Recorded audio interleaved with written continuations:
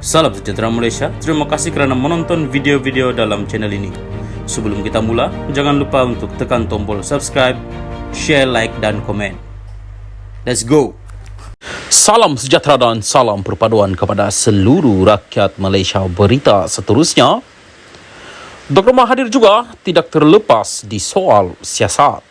Bertepenu, ketekadan kerajaan perpaduan dalam membenteras rasuah kini terbukti melalui penyiasatan terhadap beberapa tokoh dan kepimpinan besar negara termasuk bekas Perdana Menteri Tun Dr. Mahathir Mohamad.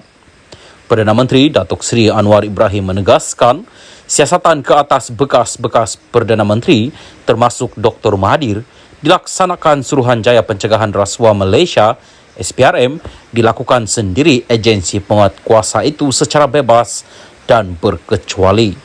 Beliau berkata, ia sejajar dengan peranan SPRM yang melaksanakan tugas berlandaskan prinsip keadilan dan undang-undang. Orang yang menganggap ini sebagai siasatan bermotif politik harus melihat kepada fakta dan bukan sentimen politik untuk kelirukan rakyat.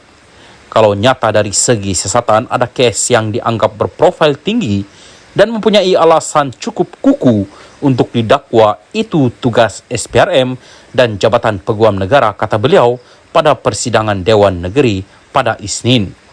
Sabtu lalu, SPRM memaklumkan akan meneliti unsur kesalahan rasuah berhubung dakwaan isu pemberian kontrak gantian optik RM214.2 juta kepada syarikat yang dikaitkan dengan Dr. Mahathir. Ketua Pesuruhjaya Tan Sri Azam Baki berkata, siasatan akan dijalankan sekiranya asas itu wujud mengikut kesalahan rasuah. Sementara itu, Anwar dalam pembelaan terhadap saman fitnah Dr. Mahathir pada Khamis terhadapnya membangkitkan isu pemberian kontrak gantian optik RM214.2 juta kepada Opkom Kabel Sendirian Berhad Syarikat yang dikaitkan dengan Dr. Mahathir.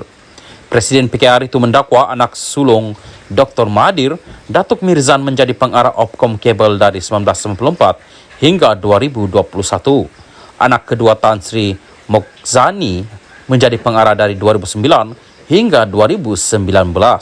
Anak ketiganya, Datuk Sri Mukris, menjadi pengarah dari 1994 hingga 2019. Dan isteri Mukris, Datin Sri Norzeta Zakaria, menjadi pengarah dari 1995 hingga 2021.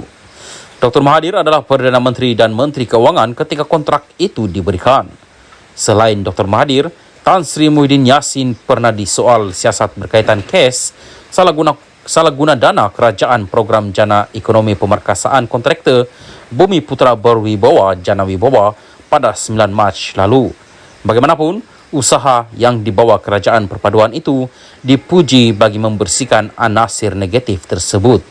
Namun diharapkan ia bukan dendam yang akhirnya memakan diri masing-masing.